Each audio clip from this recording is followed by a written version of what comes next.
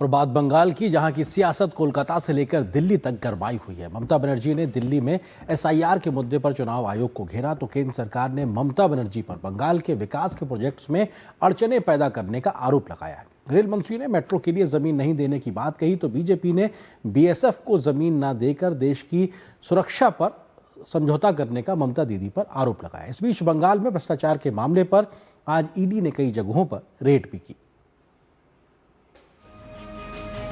पश्चिम बंगाल में एसआईआर, अवैध घुसपैठ और भ्रष्टाचार जैसे मुद्दों पर घिरी ममता बनर्जी की टीएमसी सरकार पर रेल मंत्री अश्विनी वैष्णव ने गंभीर आरोप लगाते हुए कहा कि पश्चिम बंगाल की सरकार विकास विरोधी सरकार है। कोई भी रेलवे का प्रोजेक्ट हो या कोई और बड़ा प्रोजेक्ट, राज्य सरकार किसी न किसी तरह से उसमें बाधा डालने का काम करती है। अश्विनी वैष्णव ने कोलकाता मेट्रो का उदाहरण देते हुए बताया कि राज्य सरकार के लगातार असहयोग की वजह से शहर के बीचों बीच चिंगड़ी घाटा जैसी बहुत जरूरी जगह पर पिछले 2 साल से काम रुका हुआ है। जानबूझकर अनुमति नहीं दी गई ताकि मेट्रो प्रोजेक्ट पूरा ना हो सके। पश्चिम बंगाल की सरकार एक तरीके से विकास की विरोधी सरकार है। कोई भी रेलवे का प्रोजेक्ट हो, कोई भी बड़ा प्रोजेक्ट हो, सबका वो विरोध करते हैं। उनको कोई मतलब नहीं है। मैं सीधा आपको एग्जांपल दूंगा कोलकाता मेट्रो का।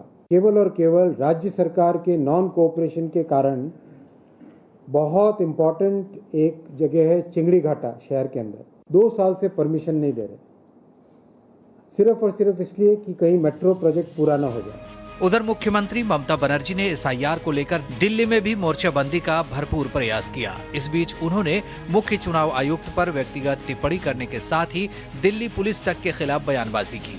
उन्होंने कहा कि बंगाल को टारगेट किया जा रहा है। हालांकि भाजपा का कहना है कि बंगाल की जनता ममता बनर्जी को अच्छी तरह से जानती है और इस बार उनका बंगाल से सफाया होना तय है। 6 महीने पहले से उन्होंने हमारा गवर्नमेंट को पूरा कैप्चर करके रखा, हमको कोई काम करने नहीं दे रहा है। ममता बनर्जी और उनकी सरकार, उनकी दल जो बोलेगा उनका मुंह तोड़ जवाब देने के लिए Bharatiya Janata party legislature team अब तैयार है। एलओपी लीड करेगा, मैं मुंह तोड़ जवाब देने के लिए तैयार हूं। ममता बनर्जी ने बंगाल में अवैध घुसपैठ के मुद्दे पर अपना पल्ला झाड़ते हुए इसके लिए केंद्र को जिम्मेदार ठहराया, जिस पर राज्य में नेता प्रतिपक्ष शुवेंदु अधिकारी ने पलटवार करते हुए कहा कि भारत बांग्लादेश सीमा से जुड़े राज्यों में सीमा फेंसिंग और सुरक्षा का कार्य लगभग 100% पूर्ण हो चुका है, जबकि पश्चिम बंगाल में ये काम आज तक लंबित है। इससे पहले सीमा पर बाड़ लगाने के लिए बीएसएफ को जमीन नहीं देने के मामले पर कोर्ट ने राज्य सरकार को फटकार लगाई थी।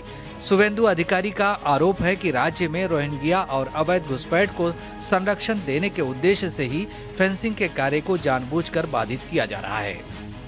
पश्चिम बंगाल में भ्रष्टाचार का मामला भी गहराता जा रहा है। राज्य में कोयला घोटाले से जुड़े एक और मामले में ईडी ने कोलकाता समेत कुल 9 जगहों पर एक साथ छापेमारी की। उधर आईपैक छापेमारी मामले में ममता बनर्जी के खिलाफ ईडी की याचिका पर सुप्रीम कोर्ट में सुनवाई अब 10 फरवरी को होगी। ब्यूरो इनपुट के साथ सौरभ दत्ता की रिपोर्ट, डीडी न्यूज।